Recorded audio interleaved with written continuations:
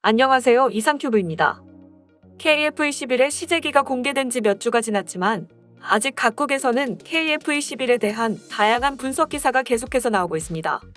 이번 영상에서는 독일의 벨트지와 홍콩의 사우스모닝 차이나가 보도한 KF-21에 대한 기사입니다.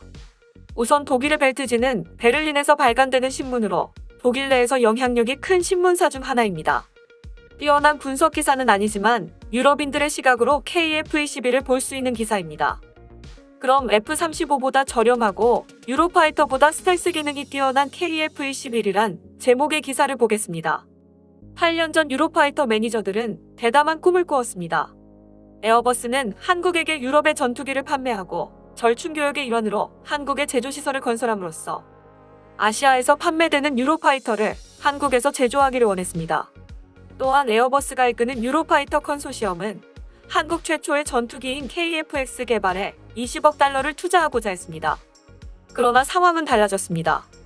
독일과 영국, 이탈리아와 스페인이 보유한 유로파이터는 아시아에서 기회를 잡을 수 있을 것으로 상상했지만 이제 유로파이터는 새로운 경쟁자와 맞닥뜨리게 되었습니다. KF-21은 한국이 최초로 개발한 전투기이자 가장 큰 무기 개발 프로젝트입니다. KF-21에는 실제로 많은 미국의 기술이 내장되어 있으며 미국은 이 프로젝트를 위해 한국을 도왔습니다. 예를 들어 GE는 KF-21에 탑재되는 2개의 엔진을 공급합니다. 카이에서 개발한 이 전투기는 후방에 2개의 꼬리가 있는 미국의 슈퍼전투기 F-22와 다소 유사합니다. 스텔스 속성은 유로파이터보다 낮지만 록히드 마틴의 F-35보다는 나쁩니다. 2015년부터 개발이 시작된 이 전투기는 스텔스 속성을 향상시킬 수 있는 내부 무장창이 없습니다.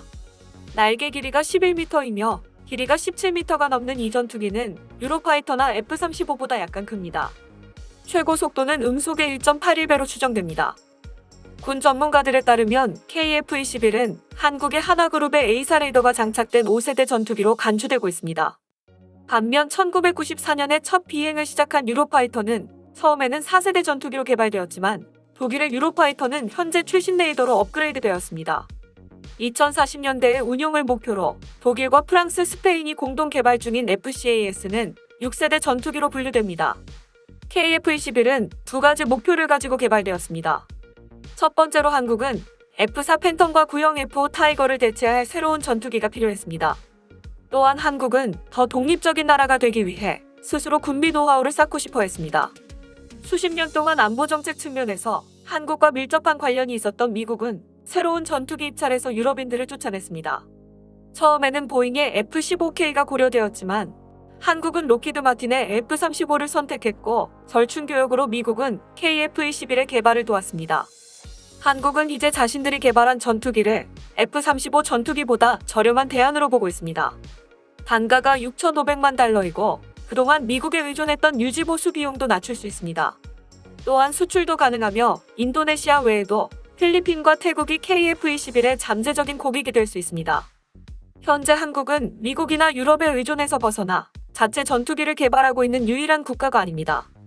터키와 인도도 자체 전투기 개발 프로젝트를 추진하고 있습니다. 터키는 5세대 전투기를 목표로 개발 중이며 인도는 경전투기인 테자스를 최근 자국 공군에 배치했으며 또한 인도는 2030년대 배치를 목표로 5세대 전투기 개발 프로그램인 AMCA를 가동하고 있습니다. 문재인 대통령이 KF-21 롤아웃 행사에서 말했듯이 이 전투기는 미래 한국 공군의 중추가 될 것입니다. 문 대통령은 새로운 전투기 중 최소 40대는 2028년까지 배치될 것이며 2032년까지 120대가 실전 배치될 것이라고 발표했습니다. 하지만 유럽인들에게는 약간의 위로가 남아 있습니다. 유럽인들은 KF-21의 무장에 관여하고 있기 때문입니다. KF-21은 독일에서 공대공 유도미사일을 받아 장착할 것입니다. 하지만 벌써부터 전문가들은 아이리스-T 공대공 미사일의 짧은 사정거리에 대해 이야기하고 있습니다. 또한 유럽 기업인 MBDA는 미티어 유형의 현대식 장거리 공대공 미사일을 공급할 예정입니다. 유로파이터 또한 아이리스-T 유도미사일과 미티어를 사용하고 있습니다. 이상이 기사의 전문이었습니다. 다음은 홍콩의 사우스모닝 차이나가 보도한 KF-21에 대한 기사입니다. 이 기사는 중국산 전투기와 한국의 KF-21은 서로 다른 수출 시장을 가지고 있어 중국산 전투기의 수출에 직접적인 영향은 없다라는 기사입니다. 그럼 중국은 군사기술에 뒤처지는 것을 두려워하지 않는다라는 제목의 기사를 보겠습니다. 분석가들은 한국이 4.5세대 전투기의 시제기를 공개한 후 양국이 서로 다른 수출 시장을 바라보고 있으며 중국은 군사 현대화 측면에서 앞서가는 것을 두려워하지 않는다고 말했습니다. 새로운 KF-21은 한국과 인도네시아 공군의 노후된 전투기를 대체하기 위해 설계된 고급 다목적 전투기입니다. KF-21의 구성품 65%가 한국에서 개발됐기 때문에 미국의 동맹국인 한국은 이제 세계에서 8번째로 전투기 개발에 필요한 기술을 습득한 국가가 되었습니다.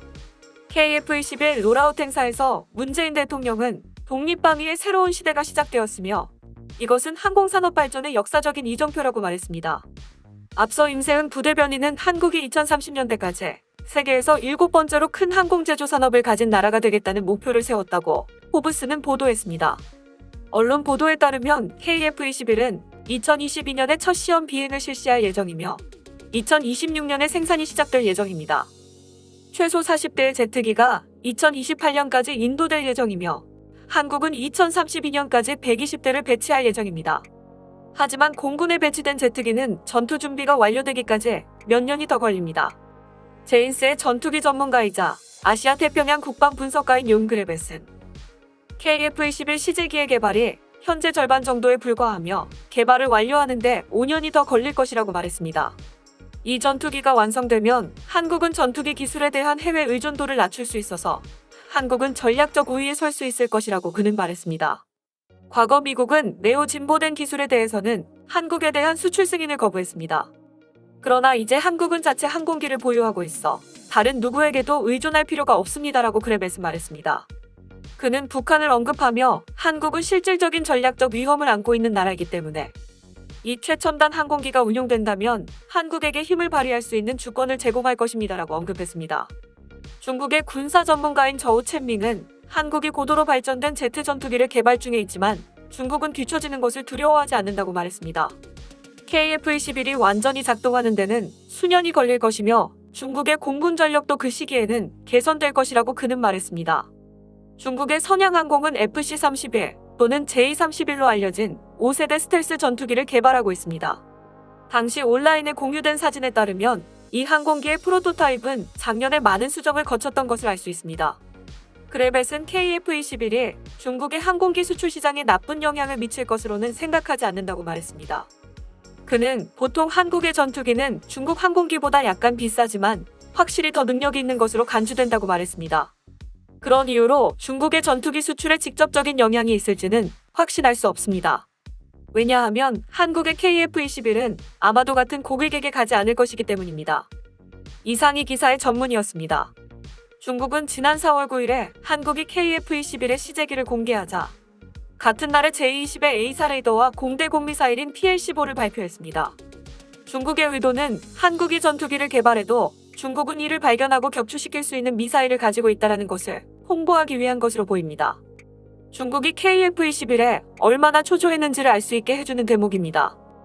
이처럼 세계 각국에서는 자국의 현실에 맞춰 KF-21에 대한 기사를 내보내고 있으며 이러한 기사들은 KF-21에 대한 다양한 시각을 볼 수 있습니다.